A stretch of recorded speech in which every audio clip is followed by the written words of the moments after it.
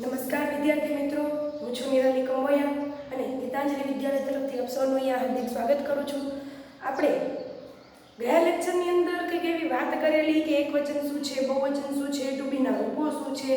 મેં તમને ટુ બીના રૂપનું કોષ્ટક કરાવ્યું. એ વખતે એવી વાત કરેલી કે ટુ બીના રૂપો ભણતા પહેલાં તમારા માટે ઇમ્પોર્ટન્ટ છે કે તમે સિંગ્યુલર, પ્લુરલ અને તમારા આર્ટિકલ એ એન બંને ભણો. તો આર્ટિકલ એ અને એન એ બંનેનો અભ્યાસ આપણે કરી ચૂક્યા છીએ ગયા લેક્ચરમાં, અને હું આશા રાખું છું કે તમને દરેકને આ આર્ટિકલ એ અને એન હવે આવડતા હશે. તો હવે આપણે આર્ટિકલને એક બાજુની સાઈડ મૂકી અને સિંગ્યુલર અને પ્લુરલ તરફ આગળ વધવાનું છે. શું છે સિંગ્યુલર અને પ્લુરલ? એટલે કે એકવચન અને બહુવચનની આપણે અહીંયા વાત કરી છે. તો એકવચન અને બહુવચન શું છે આપણે તેમાં આગળ વધીએ. જો સિંગ્યુલર એટલે કે તમારું એકવચન, જ્યારે પ્લુરલ એટલે કે તમારું બહુવચન કહી શકાય છે. બરોબર? સિંગ્યુલર શું છે, પ્લુરલ શું છે આપણે જોઈ લઈએ. સિંગ્યુલર એટલે કે એકવચન જે છે એને બહુવચનમાં ફેરવવું. ઉદાહરણ તરીકે એક બિલાડી. હવે એની બદલે ઘણી બધી બિલાડીઓ ભેગી થઈ છે તો તમે શું કહેશો? બિલાડીઓ. બરોબર? અહીંયા એક બિલાડી છે, અહીંયા 5 બિલાડીઓ છે, આવું તમે સાંભળ્યું છે. અહીંયા ઘણી બધી બિલાડીઓ છે.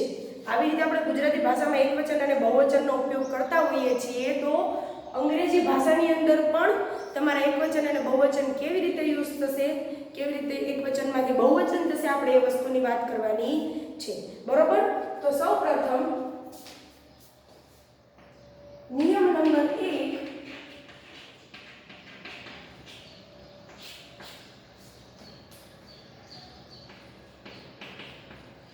કોઈ પણ નામના અંતે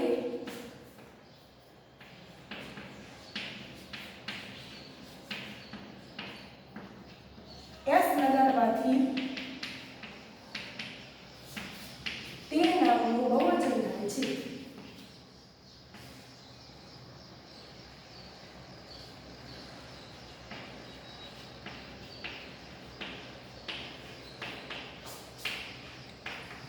બરોબર?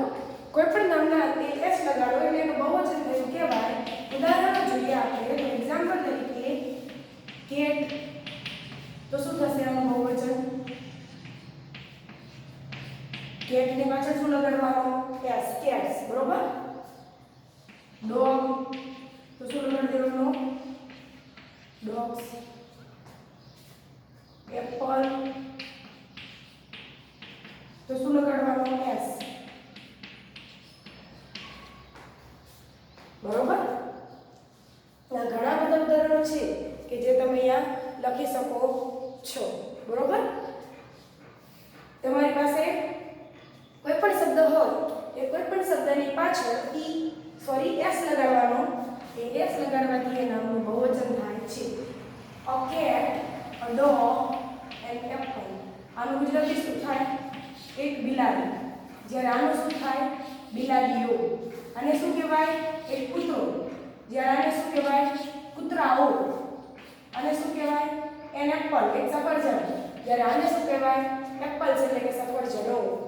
તો આવી રીતે તમારા નામના બહુવચન થાય છે. બીજી ઘણી બધી ઉદાહરણો આપણે લઈ શકીએ છીએ. ચેર એટલે કે ખુરશી, તો શું થશે? ચેર્સ એટલે કે ખુરશીઓ.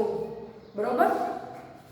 ડોર એટલે કે બારણું, તો ડોર્સ એટલે બારણાઓ. પેન એટલે પેન, તો પેન્સ એટલે કે પેનો. બરોબર? તો પેન જ કહેવાય. 5 પેન, 10 પેન, 15 પેન. પછી બુક એટલે કે ચોપડી. બુક્સ એટલે કે ચોપડીઓ. ઓકે? આશા રાખું છું કે હવે તમને આ વસ્તુ આવડશે કે ગમે ત્યારે કોઈ પણ નામ હોય એના અંતે એસ લગાડવાનું એનું બહુવચન થઈ જાય. બરોબર? આ હતી તમારી સામાન્ય વાત, બહુવચન કેવી રીતે કરવું એકવચનમાંથી. પણ બીજા ઘણા બધા એવા નિયમો છે કે જેને આધારે તમારું એકવચનમાંથી બહુવચન બનશે. પરંતુ અત્યારના લેવલે આપણે ફક્ત નિયમ નંબર 1 અને એક બીજો નિયમ કે હું તમને જે કરાવવા જઈ રહી છું, આ 2 જ નિયમનો અભ્યાસ કરવાના છીએ. આગળના નિયમો જે છે એ તમે જેમ જેમ આગળના ધોરણમાં આવતા જશો એમ એમ તમને શીખવવામાં આવશે. બરોબર? ધોરણ 5 ના લેવલે તમને હું 2 નિયમ શીખવવાની છું. આ તમારો નિયમ નંબર 1 હતો કે કોઈ પણ નામના છેડે એસ લગાડવાથી તેનું બહુવચન થાય છે. હજી એક નિયમ છે જે હું તમને શીખડાવવાની છું. આ 2 નિયમ સિવાય બીજો કોઈ પણ નિયમ તમારે અત્યારે કરવાનો નથી, પરંતુ ધોરણ 6, 7, 8, 9 માં તમે જ્યારે આવશો ત્યારે હું તમને તમારા આગળના નિયમો કરાવીશ. ઓકે? તો નિયમ નંબર 2 તરફ વધીએ.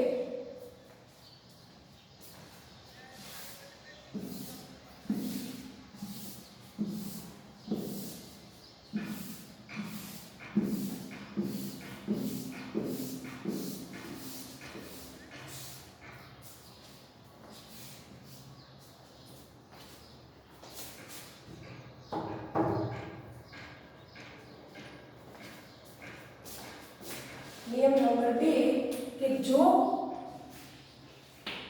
કોઈ પણ નામના અંતે S, double S, SH, CH, O, X કે ઝેડ હોય તો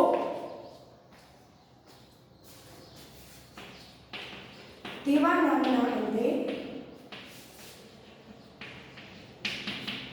ઈએસ લગાડવાથી તેનું બહુવચન થાય છે.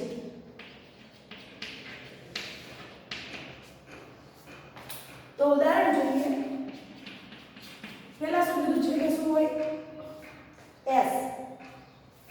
તો ઉદાહરણમાં બસ. તો આનું બહુવચન શું થશે? શું લગાડવાનું કીધું છેલ્લે? ES. તો શું લગાડશું? BUS ES. Buses. Okay?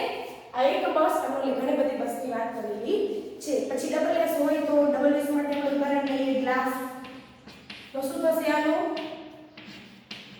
Glass is. બરોબર? ES લગાડવાનું. જો આટલા શબ્દો પાછળ આપેલા હોય તો તમારા લોકોને તમારું બહુવચન લગાડવા માટે ES, બહુવચન બનાવવા માટે ES લગાડવો પડે છે. એક બીજું ઉદાહરણ SH વાળું માર્સ એટલે કે મંગળ ગ્રહની વાત છે. તો માર્સિસ. પછી O, Z અને X માટે આપણે જોઈ લઈએ જોડે જોડે.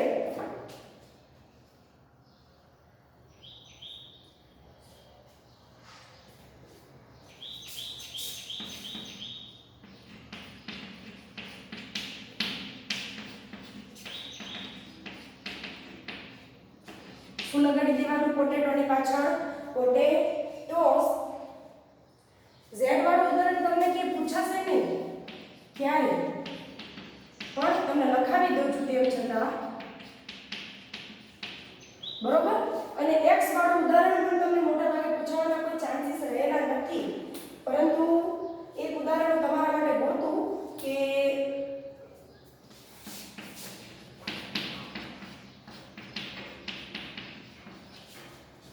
જો આમાંથી બે ઉદાહરણ એવા છે, આ Z વાળું અને આ X વાળું. એ બે ઉદાહરણ એવા છે કે જે તમને પૂછવાના ચાન્સીસ નથી. Z વાળું અને X વાળું જે ઉદાહરણ જે છે એ તમને પૂછવાના કોઈ ચાન્સીસ નથી, તેમ છતાં મેં તમને લખાવ્યા છે. તમારા માટે ઇમ્પોર્ટન્ટ કેટલું છે? S, double S, SH, CH અને O. અહીંયા સુધીનું તમારા માટે ઇમ્પોર્ટન્ટ હતું. બસનું બસીસ, ગ્લાસનું ગ્લાસીસ, માર્સનું માર્સિસ અને પોટેટોનું પોટેટોસ. આ તમારા માટે ઇમ્પોર્ટન્ટ છે. બાકીની કોઈ પણ વસ્તુ તમારા માટે અત્યારે હાલના ધોરણ મુજબ ઇમ્પોર્ટન્ટ નથી. બરોબર? અહીંયા તમારું એકવચન અને બહુવચનનો આ ટોપિક પૂરો થાય છે. ઇન શોર્ટ તમને એકવચન અને બહુવચન હવે આવડા હશે દરેકને કે એકવચન એટલે શું? તમારું સાદું નામ જે એક દર્શાવશે. એક દર્શાવવા માટે આપણે શેનો ઉપયોગ કરશું? A અને N નો. બહુવચન એટલે શું? તો આપણે S, ES બેમાંથી એક લગાડી અને આપણે બહુવચન કરીએ છીએ. આ બે વસ્તુ જો તમને આવડતી હશે તો તમે હવે ટુ બી ના રૂપનું કોષ્ટક ભણવા માટે તૈયાર છો. તો ફરીથી એકવાર આપણે ટુ બી ના રૂપના કોષ્ટકનું રિવિઝન કરી લઈએ અને રિવિઝન કર્યા પછી આપણે લોકો આગળ તરફ અભ્યાસ કરવાના છીએ. વાક્ય થોડા ઘણા બનાવતા કાલે શીખશું, હવેના લેક્ચરમાં શીખીશું. આપણે ફરીથી ટુબીના રૂપના કોષ્ટકનું રિવિઝન કરી લઈએ છીએ. હવે તમને થોડુંક વધારે સમજાશે એટલા માટે બીજી વાર સમજાવું છું. તમને તે દિવસે મેં ટુબીના રૂપનું કોષ્ટક કરાવી નાખ્યું, પરંતુ તે દિવસ કરતાં તમને આજના દિવસે ટુબીના રૂપો ભણવામાં થોડી વધારે મજા આવશે, કારણ કે તમને હવે એકવચન અને બહુવચન બંને આવડે છે.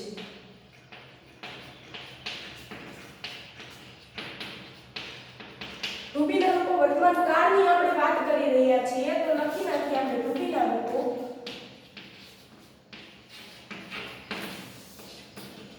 ટુબીના રૂપો કોણ કોણ આવશે અહીંયા વર્તમાન કાળ માટે? એમ ઇઝ, આર. તો આપણે વાત કરતા હતા એકવચન અને બહુવચન. એક હતું આપણી પાસે એકવચન સિંગ્યુલર, બીજું હતું બહુવચન. પછી આપણે વાત કરી હતી પ્રથમ પુરુષ, બીજો પુરુષ અને ત્રીજો પુરુષ. પ્રથમ પુરુષ એટલે કોણ? બોલનાર. બીજો પુરુષ એટલે સાંભળનાર અને ત્રીજો પુરુષ એટલે જેની વાત થતી હોય. આટલી વાતનો આપણે અભ્યાસ કરી ચૂક્યા હતા. આપણને બધાને ખબર છે કે પ્રથમ પુરુષ એટલે કે બોલનાર. એઝ એક્ઝામ્પલ અત્યારે હું બોલી રહી છું તો હું અત્યારે પ્રથમ પુરુષ બનું છું. એવું ન કહેતા ટીચર તમે તો સ્ત્રી છો.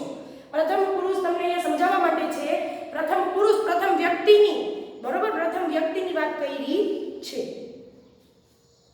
તો પ્રથમ પુરુષ એટલે કે બોલનાર, તો હું શું કહીશ? આઈ એમ, એટલે કે આઈ એમ, હું છું, હું શિક્ષક છું, એટલે કે આઈ એમ અ ટીચર, બરોબર. પછી જો અહીંયા મારી સાથે સાથે આપણી સ્કૂલનો સ્ટાફ આખો ઊભો હોય તો અમે શું કહીશું? વી આર ટીચર્સ, અમે શિક્ષકો છીએ. શું કહીશું? અમે શિક્ષકો છીએ. તો પ્રથમ પુરુષ એકવચન શું છે? આઈ એમ. પ્રથમ પુરુષ બહુવચન શું છે? We are. તમને કોઈ પણ હું ગમે ત્યારે પૂછું કે પ્રથમ પુરુષ બહુવચન બોલો તો તમને આવડવું જોઈએ કે પ્રથમ પુરુષ બહુવચન વી આર છે. બીજો પુરુષ એટલે કે સાંભળનાર. તો એઝ એક્ઝામ્પલ હું અહીંયા ઊભી છું, તમને વાત કરી રહી છું અને તમને હું કહું છું કે તું વિદ્યાર્થી છે અથવા તું વિદ્યાર્થીની છે, તો શું આવશે? યુ આર, એટલે કે તું છે. હવે હું તમને બધાને સંબોધીને એવું કહું કે તમે બધા વિદ્યાર્થીઓ છો, તો you all are students, you are students, બરોબર. તો તમે વિદ્યાર્થીઓ છો. પછી ત્રીજો પુરુષ એટલે કે આપણે જેની વાત કરીએ છીએ, જો કોઈ છોકરાની વાત કરતા હોય તો શું આપણે યુઝ કરશું? He is. જો કોઈ છોકરીની વાત કરતા હોય તો શું યુઝ કરશું? She is. અને જો કોઈ પ્રાણીની, પશુની કે નાની અંતરજાતિની, પંખાની કોઈ પણ વસ્તુની વાત કરતા હશું તો શું યુઝ કરશું? It is. આ બધાયનું ગુજરાતી શું થશે? તે છે, બરોબર. અને આ બધાયનું બહુવચન શું કહી શકો? તેઓ છે, ધે આર. એવું કહી શકો કે હી ઇઝ ડોક્ટર, તે ડોક્ટર છે. ડોક્ટરની આખી મંડળી બેઠી હોય તો શું કહી શકો? He is, sorry, they all are doctors, they are doctors, બરોબર. પછી આનું ગુજરાતી શું કહેવાય? તેઓ છે. નર્સિસ બેઠી હોય તો સી ઇઝ નર્સ. એક નર્સ હોય તો, ઘણી બધી નર્સ બેઠી હોય ભેગી થઈને તો તમે શું કહી શકો? They are nurses. ઓકે. પછી ઇટ ઇઝ ડોગ, પેલું કૂતરું છે.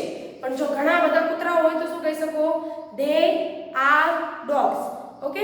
તો મારા ખ્યાલ મુજબ હવે તમને ટુબીના રૂપનું આ કોષ્ટક આવડશે. તો હોમવર્ક સાંભળો. ટુબીના રૂપનું એમિઝાર વાળું કોષ્ટક જે છે એ તમારે બધા વિદ્યાર્થીઓને 10 વાર લખી પાકું કરવાનું રહેશે. આજનું હોમવર્ક. હવે પછીના લેક્ચરમાં બેસો એ પહેલા તમારે આ 10 વાર લખેલું કમ્પ્લીટ જોઈએ. ઓકે.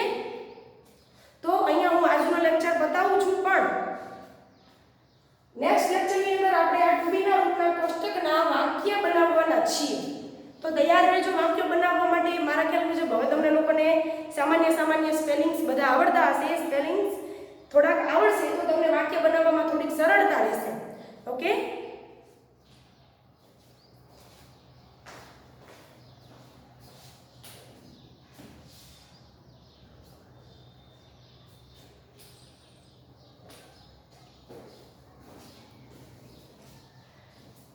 કરીએ, થોડા વાક્ય જોઈ લઈએ. બીજા હોમવર્કમાં આપું તમને, તમારે લોકોને આ 10 વાર તો લખવાનું જ છે હોમવર્કમાં, પણ એના સિવાય થોડા ઘણા વાક્ય પણ હું તમને આપી દઉં. રીઝન એવું છે કે તમને થોડો લાંબો વિડીયો મારે કરી દેવો છે, ફક્ત 10-15 મિનિટમાં મારે પતાવી દેવાની દાનત નથી.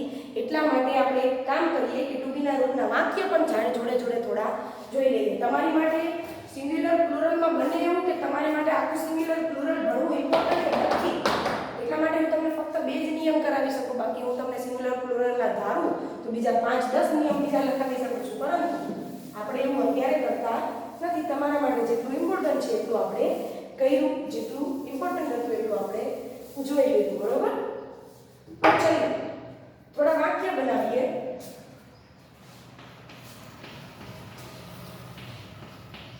હું શિક્ષક છું.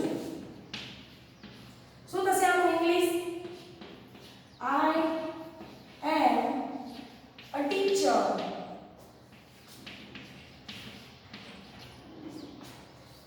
બરોબર? I am a teacher.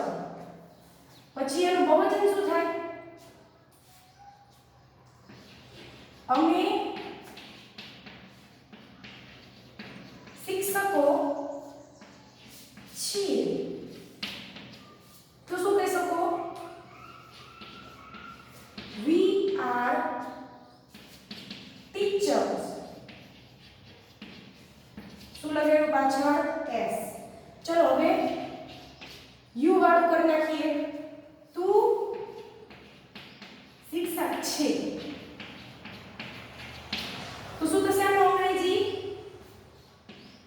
You are a teacher.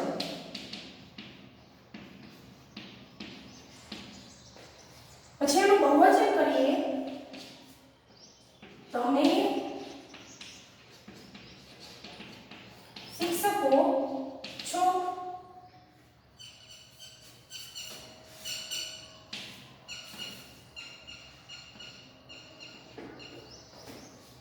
તો શું થશે એનું બહુવચન?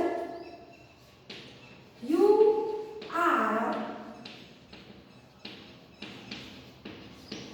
teachers. ઓકે, આ 4 વાક્ય તમારા માટે ક્લિયર છે. પછી તે શિક્ષક છે. તો શું કહી શકો તમે?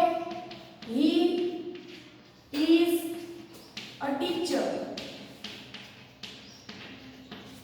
પછી તેણી શિક્ષિકા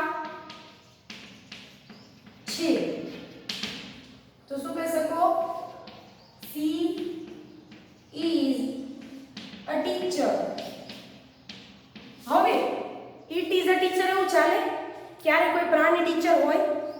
શું કોઈ પ્રાણી તમને ટીચર બનીને શીખડાવી શકે છે? તમારા ગુરુ બની શકે છે?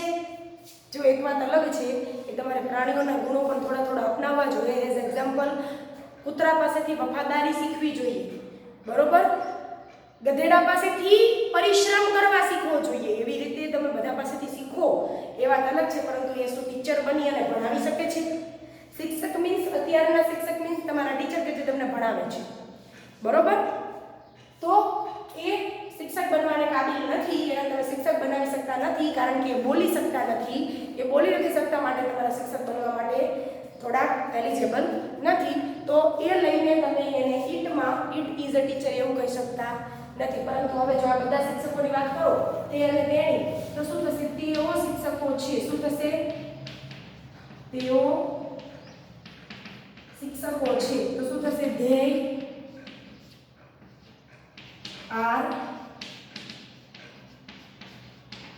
teachers. ઓકે, તો તમને એક આ મુજબ મેળવું કે હું શિક્ષક છું, અમે શિક્ષકો છીએ, તું શિક્ષક છે, તમે શિક્ષકો છો, તે શિક્ષક છે, તેની શિક્ષિકા છે અને તેઓ શિક્ષકો છે.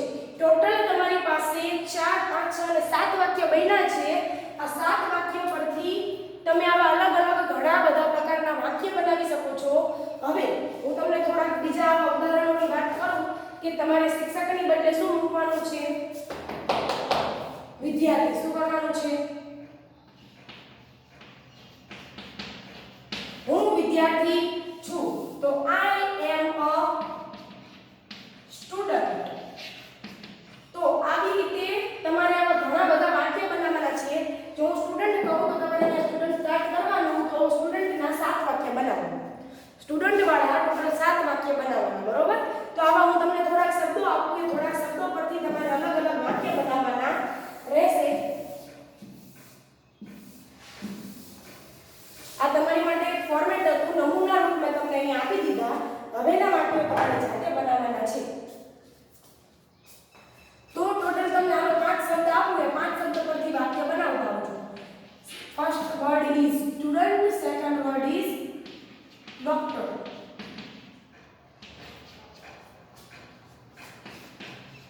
ત્રીજો શબ્દ છે ગોલ્ડસ્મિથ,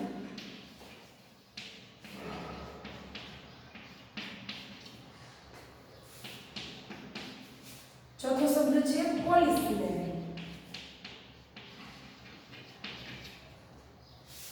and last one is milkman. તો તમારી પાસે આટલા શબ્દો છે. આ પાછળ 5 શબ્દના વાક્ય બનાવતા આવજો. ગોલ્ડસ્મિથ એટલે તમારો સોની. શું કહેવાય? સોની. મિલ્કમેન એટલે દૂધવાળો. પોલીસમેનમાં તો ખબર પડતી જશે, ડોક્ટરમાં ખબર પડતી જશે, એટલે એનું તો હું કંઈ કહેતી નથી. પરંતુ આ બે કદાચ ન કોઈને ખબર હોય તો જો મેં તમને એનું ગુજરાતી પણ આપી દીધું છે. તો તમે કંઈક આ મુજબ 5 ના 7 વાક્ય બનાવીને આવો છો. આઈ એમ થી લઈ ધે આર સુધી બધા જ વાક્ય, ઉપર પહેલા ગુજરાતી વાક્ય, નીચે એનું અંગ્રેજી વાક્ય, જેવી રીતે મેં તમને શિક્ષકવાળા વાક્ય લખી દીધા, બસ એ જ રીતે તમારે આ 5 ના વાક્ય લખવાના રહેશે. અહીંયા તમને એટલું હોમવર્કમાં આપું છું કે આટલા વાક્યો લખો, બરોબર? તો અહીંયા હું લેક્ચરને સમાપ્ત કરું છું. આગળના લેક્ચરની અંદર આપણે આ 5 ના વાક્ય બનાવીએ છીએ બોર્ડ પર. હું તમને આ 5 ના વાક્ય બનાવી દઈશ, જેથી તમારે કદાચ કોઈ નાની મોટી ભૂલ થઈ હોય તો આપણે સુધારી શકીએ. આ 5 ના વાક્ય બનાવ્યા પછી આપણે આગળની તરફ વધીશું. ઓકે?